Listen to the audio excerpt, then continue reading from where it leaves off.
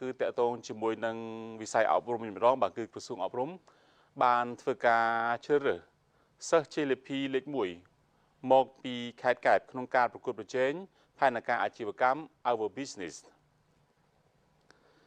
សិស្សវិទ្យាល័យមកពីខេត្តកែបបានក្លាយជាជេលីភីសម្រាប់ការប្រកួតប្រជែងផែនការអាជីវកម្មសម្រាប់ឆ្នាំ2025នេះ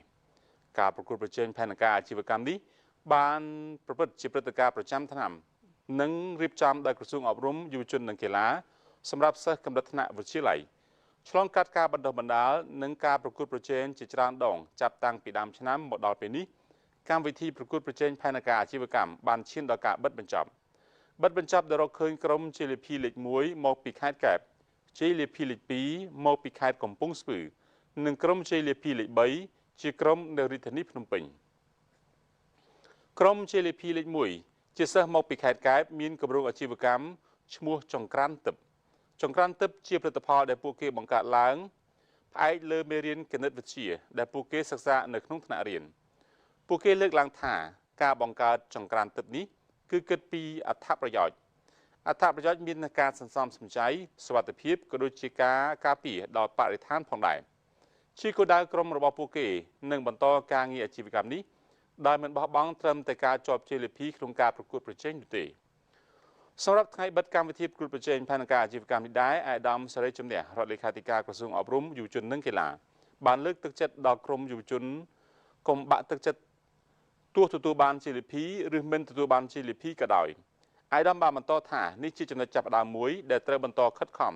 ភ្ជាប់ជាមួយភាពអំណត់បន្តសិក្សាអនុវត្តឲ្យគម្រោងអាជីវកម្មរបស់ខ្លួន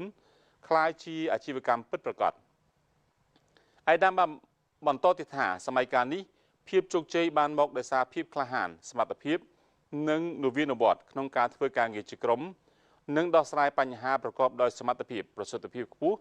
ដែលគេហៅថាបំណិនសតវត្សទី21ដែលតម្រូវឲ្យយុវជនត្រូវតែស្វែងយល់អាយដាមបន្តទៀតថាការប្រកួតប្រជែងនេះត្រូវបង្កើតឡើងមានគោលដៅច្បាស់លាស់មួយដើម្បីផ្ដល់ឱកាសដល់យុវជនយើងឲ្យមានភាពក្លាហានចេះបំផ្លាញគំនិតឬក៏ក្តីសុបិនរបស់ខ្លួនឲ្យក្លាយជាការពិតតាមរយៈការរៀបចំផែនការអាជីវកម្មលក្ខណៈប្រកួតប្រជែងនិងមាននិរន្តរភាពយុវជនជាទំពាំងស្នូលរស័យហើយក៏ជាកម្លាំងចលករដ៏សំខាន់បំផុតសម្រាប់ការជំរុញកំណើនសេដ្ឋកិច្ចជាតិសូមបញ្ជាក់ថាកម្មវិធីប្រកួតប្រជែងផែនការអាជីវកម្មនេះត្រូវបានក្រសួងអប់រំបង្កើតឡើងក្នុងគោលដៅជួយដល់ការអភិវឌ្ឍសមត្ថភាពជំនាញនិងបំណិនសហគ្រិនភាពដល់យុវជនជាសិស្សសិក្សាថ្នាក់ទី10ដល់ថ្នាក់ទី11កម្មវិធីបានជួយសម្រួលសមត្ថភាពវិជ្ជាជីវៈបែបសហគ្រិនភាពបែបអនុវត្តជាក់ស្ដែងដល់យុវជនជាពិសេសបណ្ដុះបណ្ដាលចំណេះដឹងនិងបង្កើតនៅគំនិតថ្មីលើបំណិនរៀបចំផែនការអាជីវកម្មដែលឆ្លើយតបទៅនឹងការផ្លាស់ប្ដូរបែបវិជ្ជមាននៅក្នុងសង្គម